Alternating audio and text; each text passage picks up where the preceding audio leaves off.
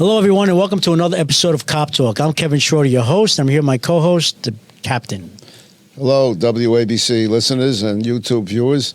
Today we have a roundtable. With us as a co-host is retired New York City Police Department Sergeant Rory Capra. Say hello, Rory. Hey, good afternoon, Captain Ed and Kevin. Pleasure to be here as always. So before we get to Rory, our guest today, along with Rory Capra, retired Sergeant from NYPD, is David Chong. David is the Commissioner of the City of White Plains, Department of Public Safety. David, welcome. Thank you so much. It's I know many of you from my time in the NYPD.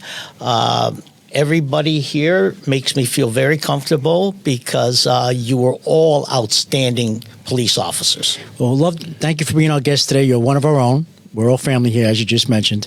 Why don't you tell our listeners your background, where you grew up, education, etc.? Well, I grew up actually from a broken family, which was very rare in my day. And I was born, in the late 50s. And what happened is that my grandparents raised me. Now, surprisingly, my paternal grandfather was one of the last commanding generals in Chiang Kai-shek's army. Wow. And he held Shanghai Harbor and Beijing Harbor so everybody could, the nationalists could escape to the island of Formosa, which is now Taiwan. So he was offered amnesty. He knew all the generals, Montgomery from England. He knew Patton. He knew MacArthur. He knew all these generals. And he went to the English Academy, the English version of their West Point for officers. He was sent there by the Chinese government. So it's funny because when the war was winding down and Germany was basically defeated, all the assets went towards the Japanese.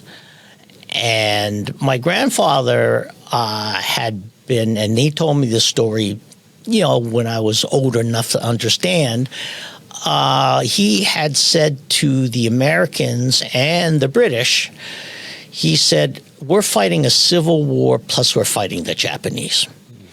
He said, the communists are more than willing to join forces with us to make one Chinese army to get rid of the Japanese. We would like to do that, so we have a united front, so we're not, Chinese is not fighting Chinese. And after we get rid of the Japanese and after the war is over, then if we want to resume our civil war, we can resume our civil war. And he told me he was told no by both the United States government and the British government. And they said, no, absolutely not. You will not join forces with the communists. So Japan did a lot of damage in China. But the American and the British forces came in. And after they, had tamped down the concern with Nazi Germany, they concentrated on the Pacific. And, so my grandfather told me many stories and was a very interesting man. So I grew up, he got amnesty. And the funny thing about England was he was a known English officer of the, I forgot the royal, whatever they called it, order of officers of the English military. And he was offered amnesty in the United Kingdom everywhere but Britain. And this is how the British were. Everywhere but Britain, he was offered amnesty. So he was offered Ireland, he was offered India, he was offered everywhere in the British Empire except for Britain. So he chose Canada. So long story short, I was born and raised in Canada, Toronto, Canada. And I didn't come here until I came from a broken family. So I didn't come to New York until the 1969 Mets and the Knicks and all the excitement of all these teams winning all the championships. That's when I came to New York City. Kind of like an omen of good things to come. Yes, yes. So when you got to New York City, where did you reside? I was down on the Lower East Side by Cherry and Monroe. Okay. My mother worked in a garment factory. I didn't really know my mother, but, my grandparents had gotten old, and they said that, you have to take your son back. So my mother took me back, and she worked 3 jobs in Chinatown. And it was much different down there then. Much, much different down there then. And, I grew up in public housing first couple of years of my life. And the funny thing is that, people have this perception of public housing and everything. But when you grow up and you grow up around people that are very diverse, my friends were Puerto Rican. My friends were poor Jewish people. My friends were black people. My friends were of all ethnicity groups. And the major thing we had in common in growing up in public housing was economics. We were all struggling to survive in economics. So, yeah, there were street gangs, there were gangs and everything else.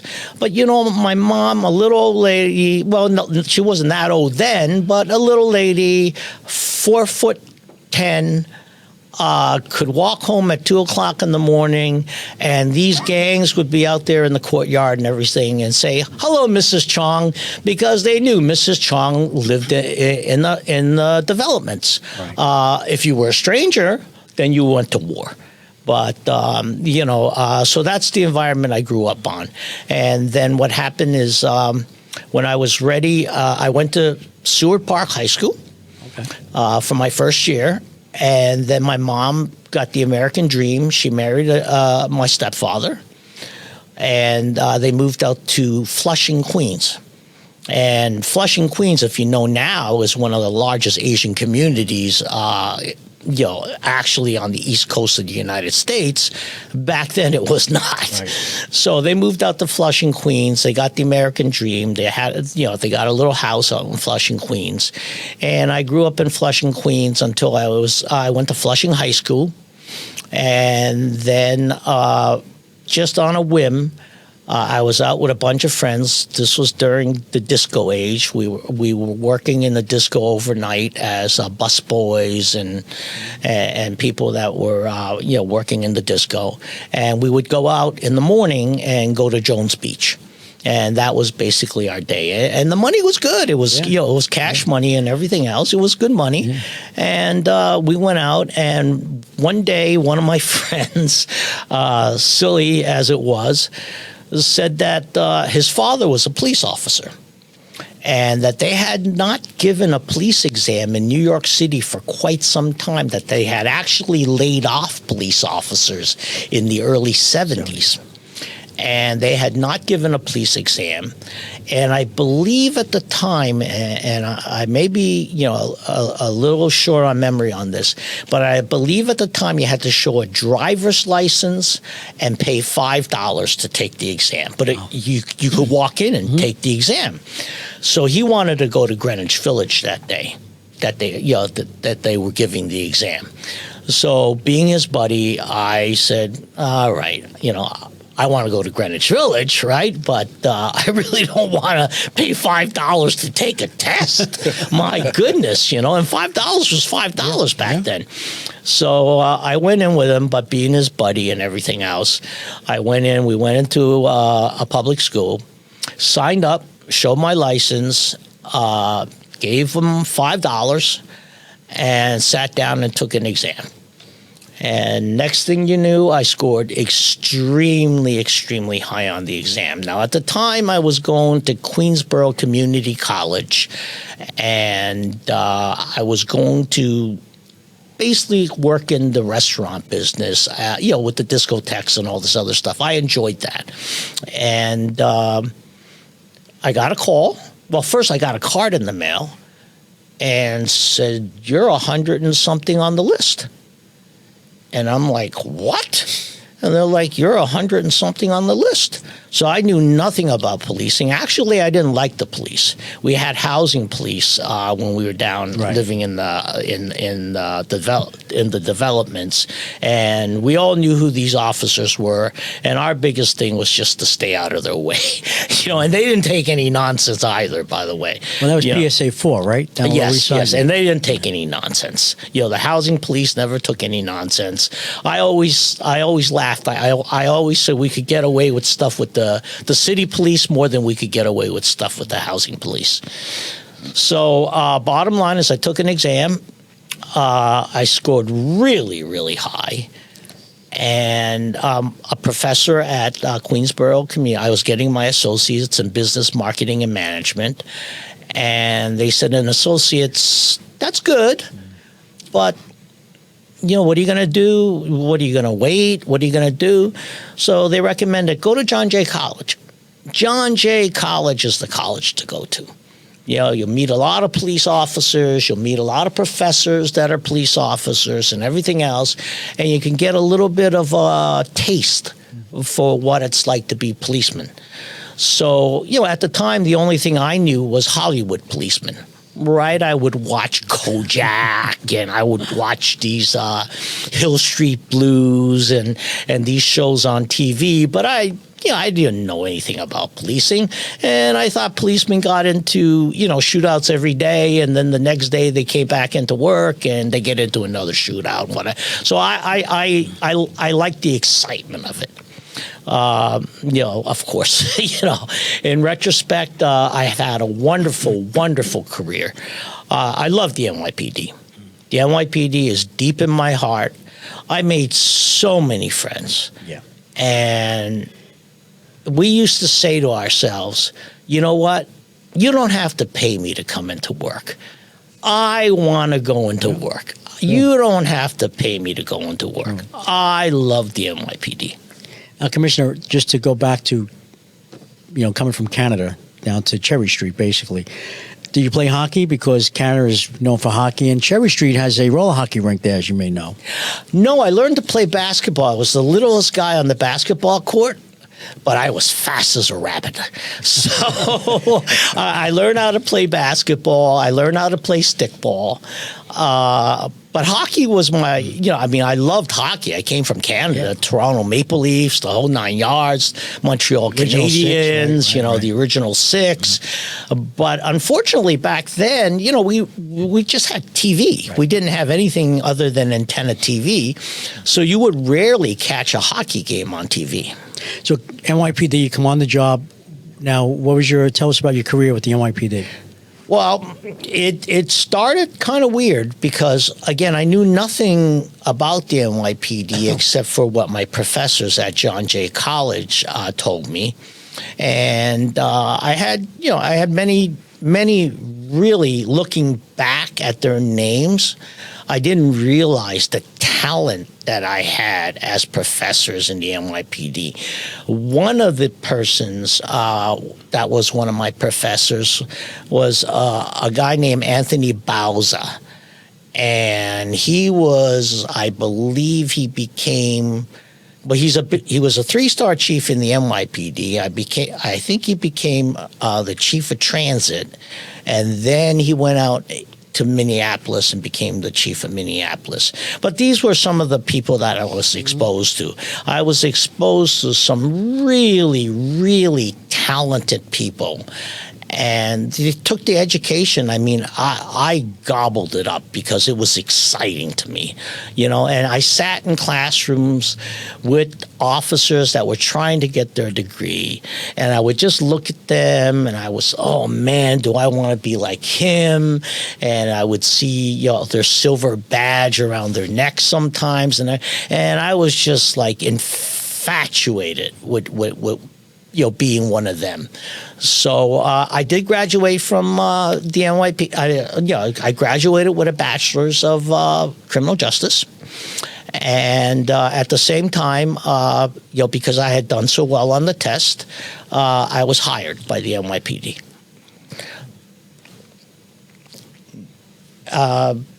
And again, like I was saying, what was weird about it was I didn't know anything about the police department, and I'm standing online for my medical, and here I am, a kid, 18 years old with a long ponytail, earrings, and the whole 9 yards.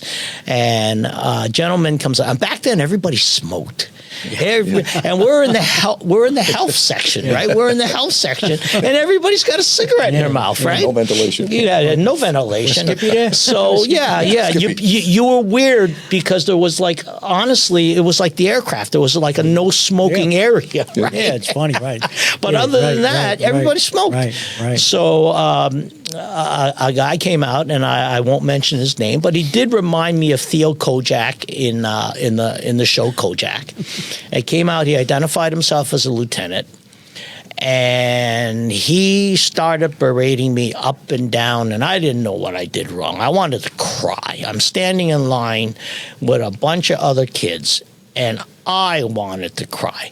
Now, the funny thing is that back then, most of the people I was standing online with, their relatives were cops.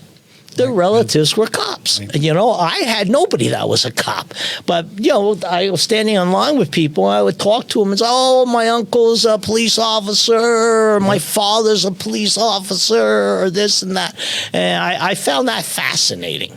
So I was offered an opportunity, which, back then, the technology, we would never do that now. And back then, the technology, well, number one is the political climate has changed. Back then, if I went into federal court and I would be behind a sheet because I was undercover, and I would testify in the grand jury or whatever, my word was golden. People would sit there, they would listen to me, they would listen to what I had to say and everything else, and my word was golden. I never had any issues with any grand jury I went in front of because I was hidden behind this cloth, and I had a phony name, and they distorted my voice and everything else. And I think it was fascinating for the people to on the grand jury to see that. And then when you went into, when the time came and we did the first RICO on the Asian gangs, we did it on the hip sing. And I put quite a few people away for life sentences. And unfortunately, quite a few people disappeared. They either ran back to China or Hong Kong or literally disappeared. And it was a tough time for me because here I am, a good guy, acting like a real bad guy. And I went to their weddings. I had girlfriends with them. I had this, I was that. I was very entrusted.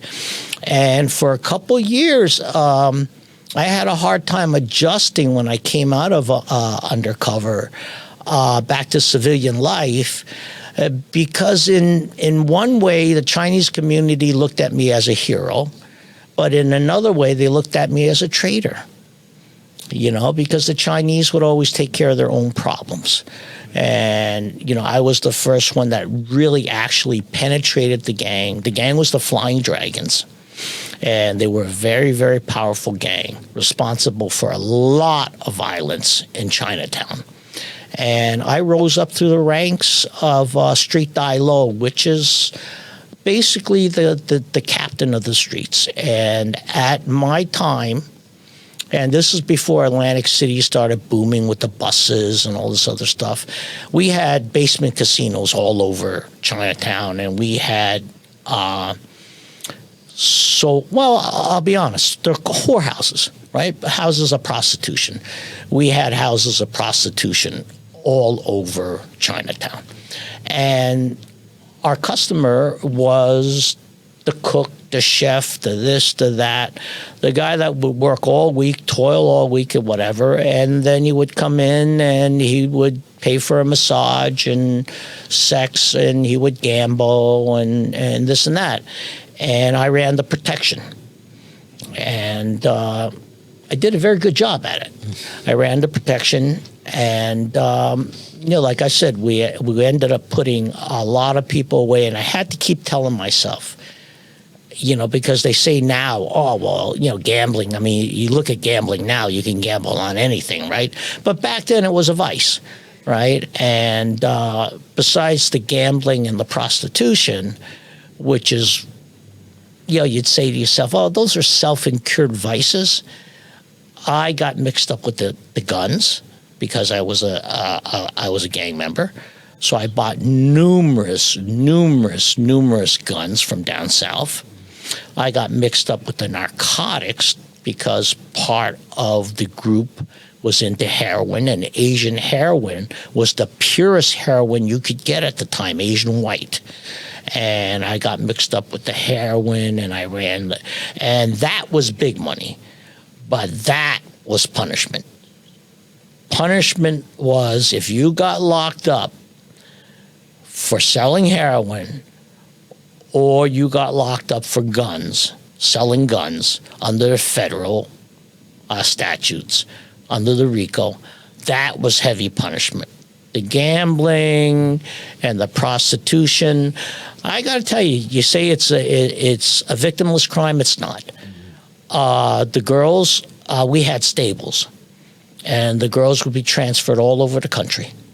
And when they got stale in New York, we transferred them out to San Francisco, and we would transfer girls back from San Francisco to New York. And so it was an organized crime network. Make no doubt about it. It was an organized crime network that brought in millions of dollars a year. Wow. Cap?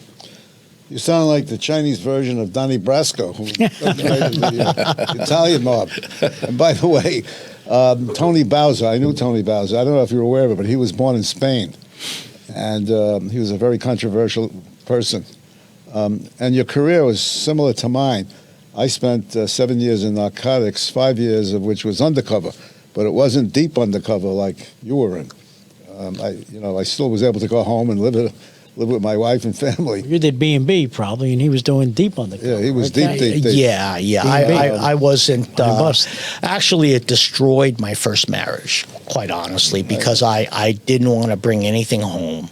And as being a past undercover, the bad guys come out at night. They're really not out there in the day. They're out at night. Back then, the bad guys were out at night. To carry the guns at night, it's harder to spot.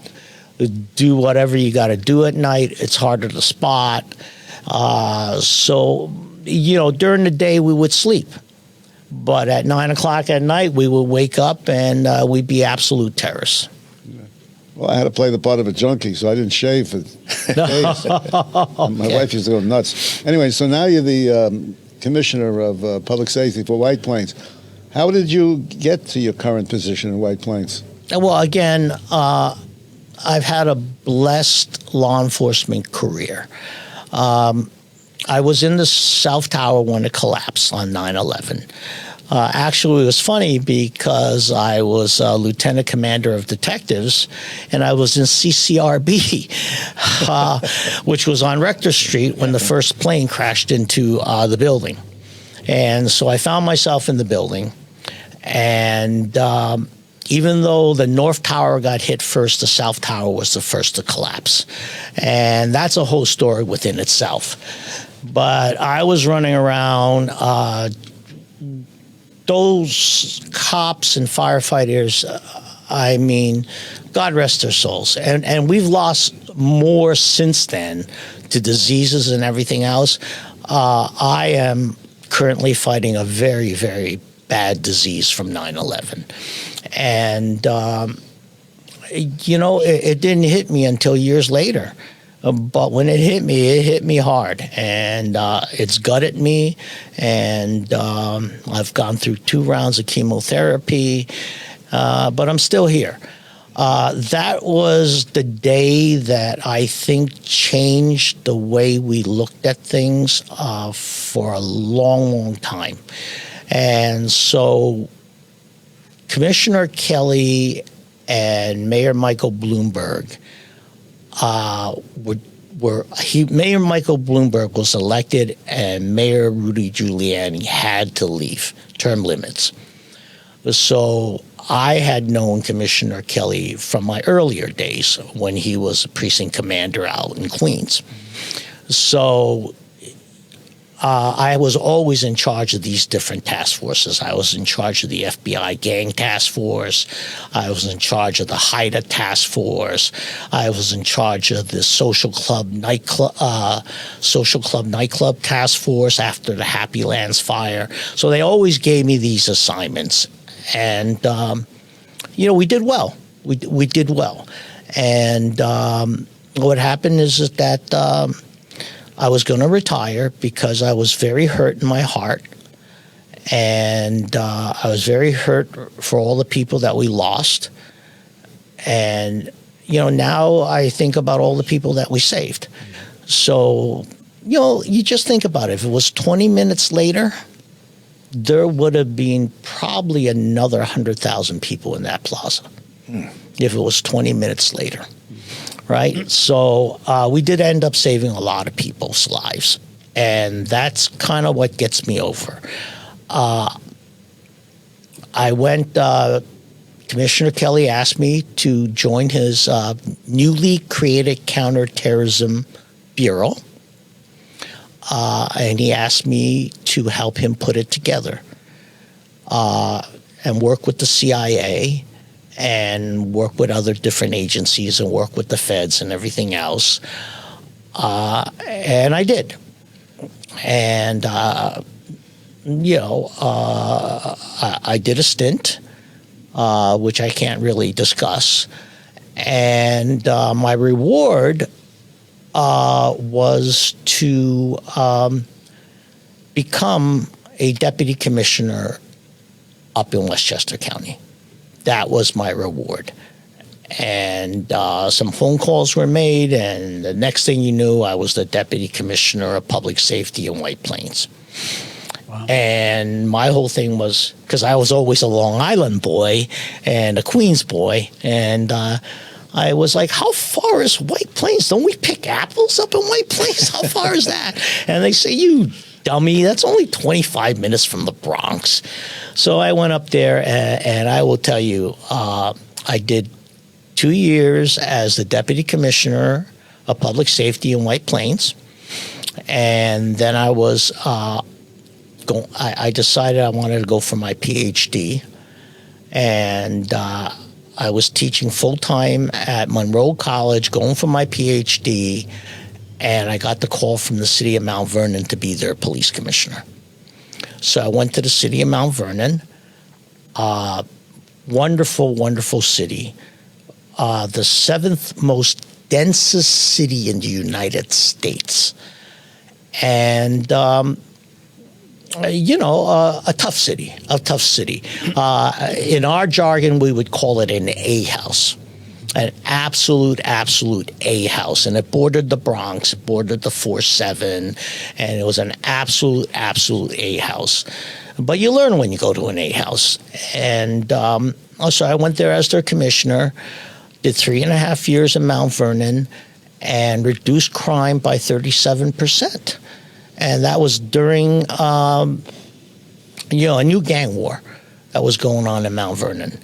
And I was recognized a lot in Westchester County, and I did a lot with my terrorism training for, the Westchester County counterterrorism people and everything else. And I brought, whatever I could to the table, and I still had a lot of connections in the NYPD.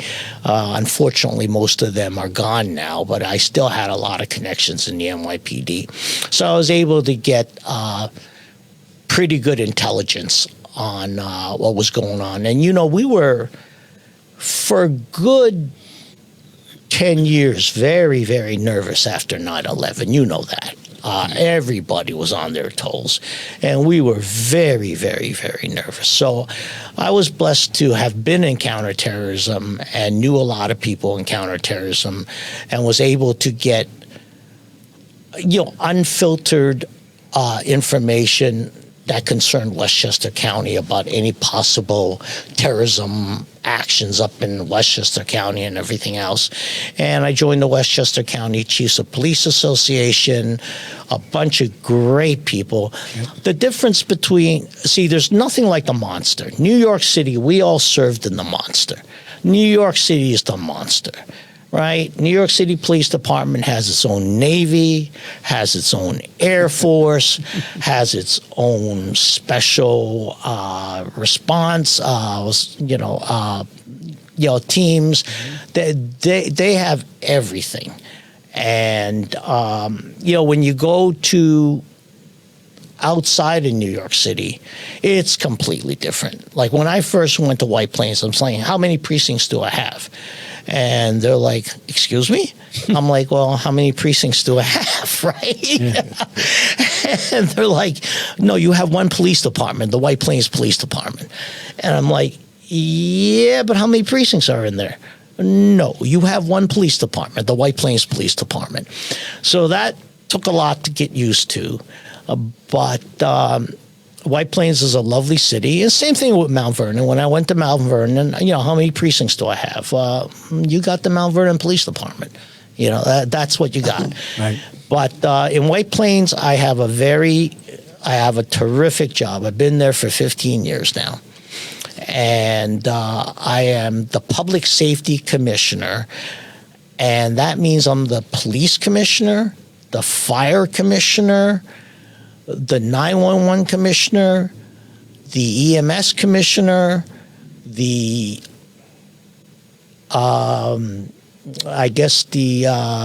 what do they call it here? Not the FEMA, but what do they call it here? The OEM commissioner. OEM. So I've got all hazards in White Plains. Everything. And I absolutely love it. I really do. It's a great city. It's growing. It's booming. It's rated one of the fastest growing cities in New York State. Wearing that many hats, how was the political situation? You probably have to deal with many politicians that you didn't have to deal with in New York. I did. City, I mean. I did. Again, the bigger the city, 8.5 million people. I don't know how big the city council is, but I think it's huge. And, in my city, I have a mayor and 6 council people that I deal with. They are extremely supportive of public safety. And I think my biggest thing was learning about the fire department. I think that was the biggest thing. And realizing that there is a big difference, although on 9/11 there was no difference whatsoever, right? You were in a uniform and you were all doing the right thing. But there is a difference between both jobs. There really is a difference between both jobs. And that was a little hard to assimilate, figuring out the fire department and all this other stuff. But I've got probably one of the best fire departments in the country, to be quite honest with you. We got an ISO rating of 1, which is nearly impossible. I think only like 60 some odd. Think of all the fire departments in the country. Only 60 some odd countries have an ISO rating of 1. And my fire department has an ISO rating of 1. Wow. What is the size and population of White Plains? Well, the reason our daytime population can be up to 300,000 people, because we are the hub of Westchester County. We are the capital of Westchester County, or capital city of Westchester County. We've got the busiest Metro North station north of Grand Central Station. We intersect 5 different highways. We've 5 minutes from the White Plains Airport, and we're 5 minutes from the Mario Cuomo Bridge. So we are an extremely busy city.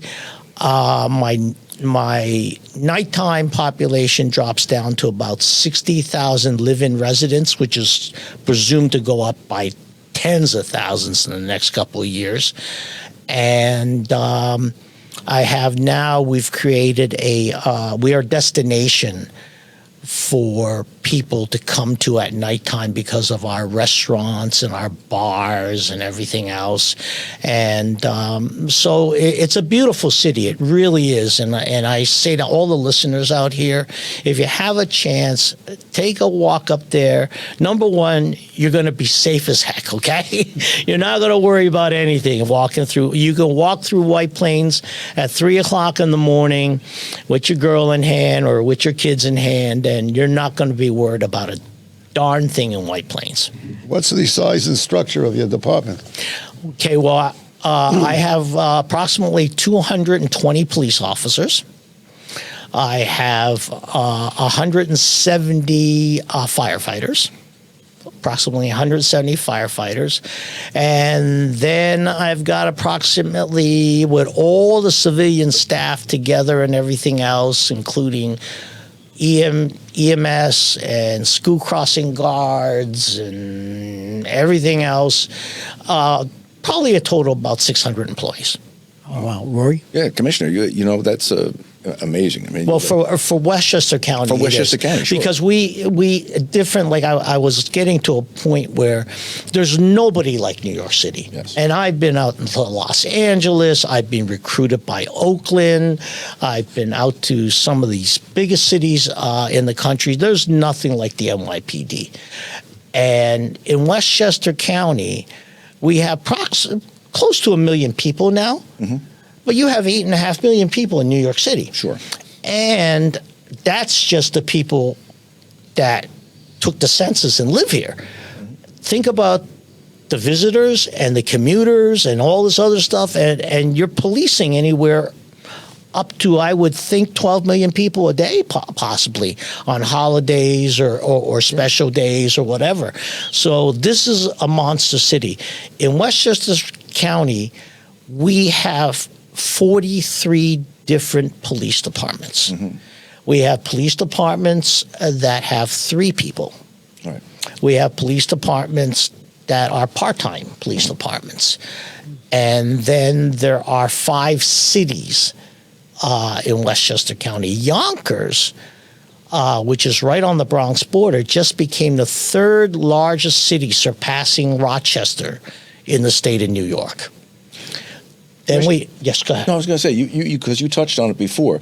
You know, you currently preside over the largest combined municipal department in the city of White Plains. You have the police. Absolutely. You have the police. You have the fire department. You have EMS, everything. Mm-hmm. You also have, I think, the 911 system. I do. So, I mean, that's a lot. And correct me on this if I'm wrong. You're also, I think, as an agency, you're like the 8th largest in the state of New York. We are. Yeah, we are. That's why you know it's funny, because coming from, I mean, I learned so much from the Giant, but again, you know, because sometimes, you know, you look back and you say to yourself, it is so big that you got to have really, really good managers. You know, the job in New York City, I'll tell you what, it is just so mammoth.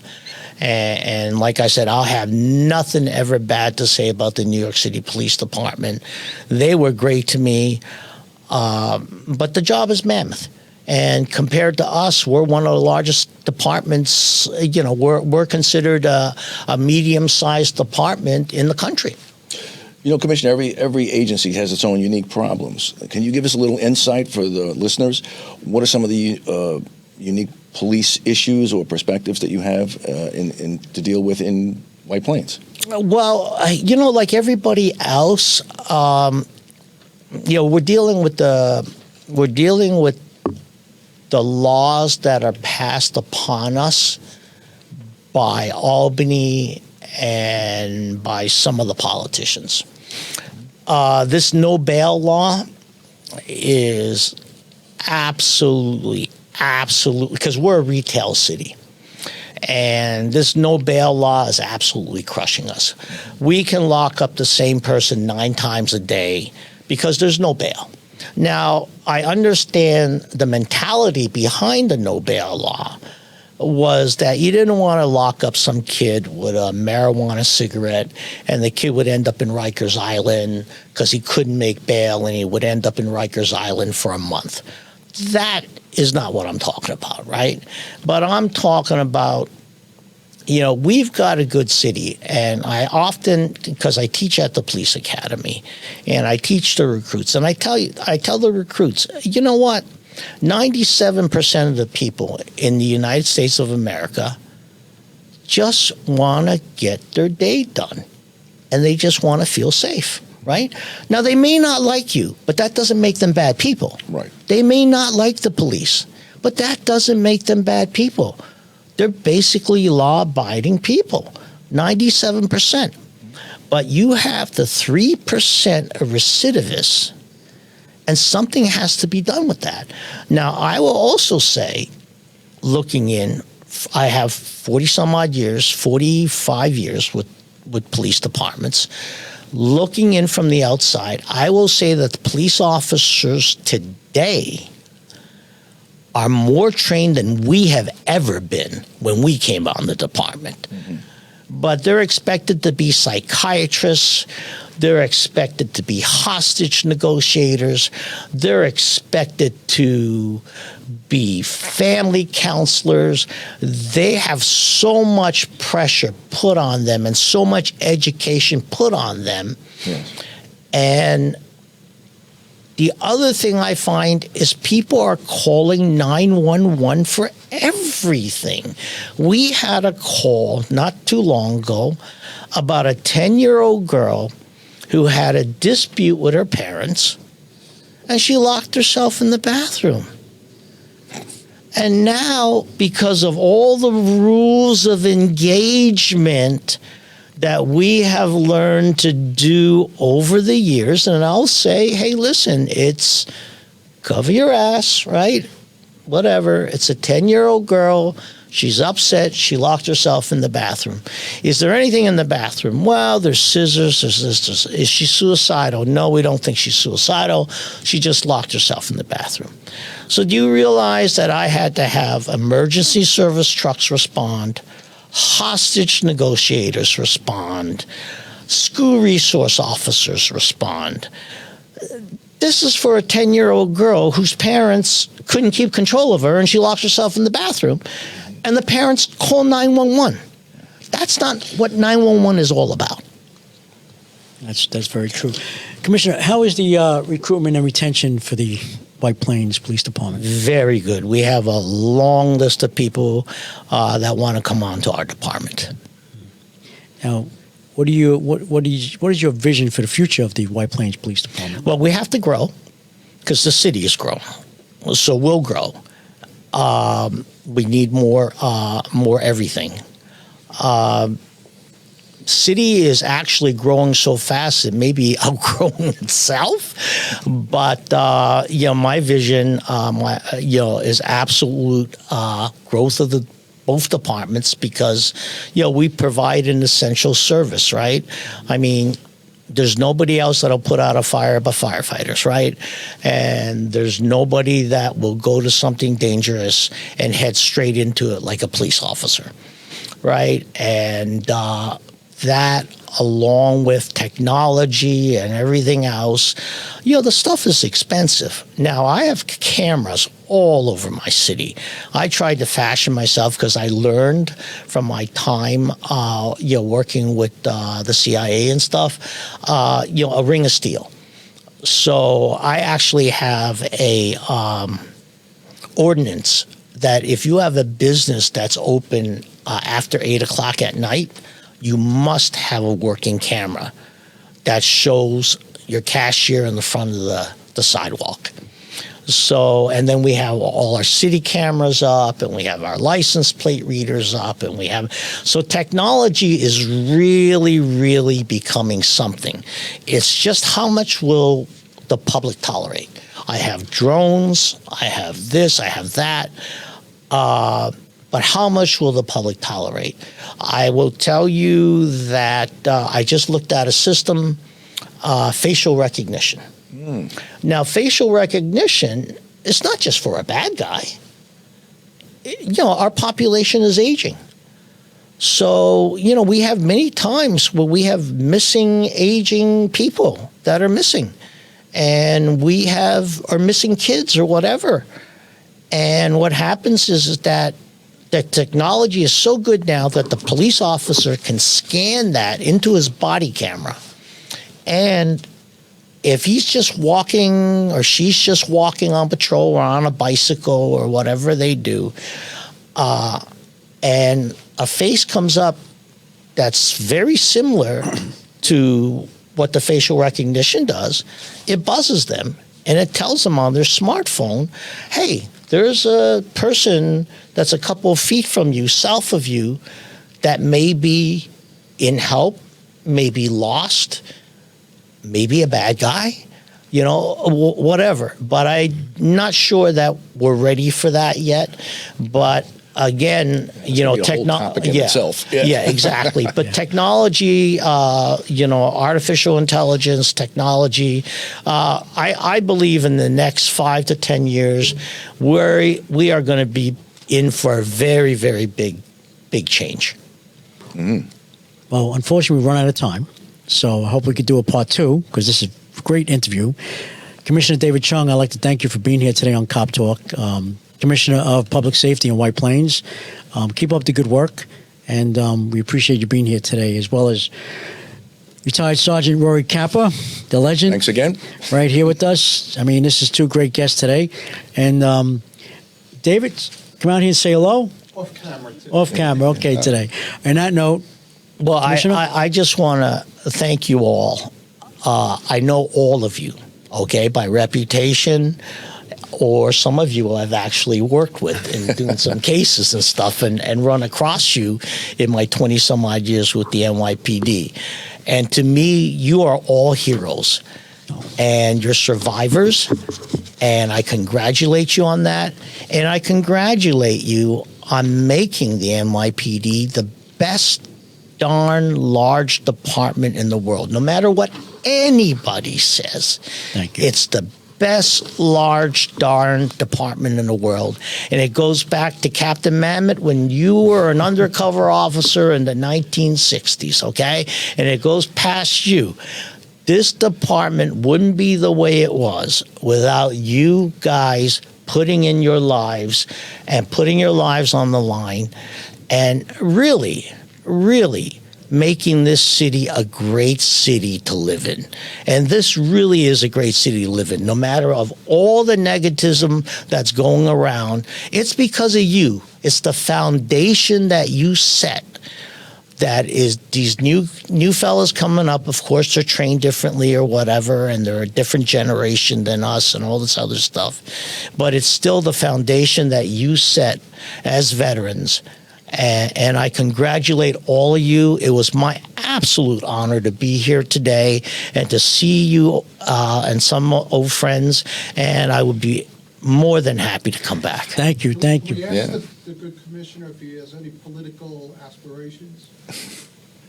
Commissioner? No, No? I do not. Yes, I do not. I am right a law now, enforcement anyway. person. We'll leave it at that right now. Yes. We could maybe somehow recruit you in the near future, but right now, okay. We get The it. people of the city of White Plains are lucky to have you. They really are, sir. Well, thank you. Sure are. Again, thank you very much. Thank you for this time. It was an absolute honor being with all of you. Thank and you. I hope to see you all soon, very soon again. You will. Okay, just stay in good health. Captain? Thank you very much for this great interview. As a fellow undercover officer, I congratulate you. Congratulations. So everyone, if you like what you hear, you could subscribe to Cop Talk at Cop Talk WABC. That's at Cop Talk WABC. You can also, Captain? You can also view the commissioner on YouTube. So on that note, I'd like to God bless you, God bless America, God bless law enforcement throughout the world, and God bless our U.S. military. Be safe out there. Thank you. Thank you.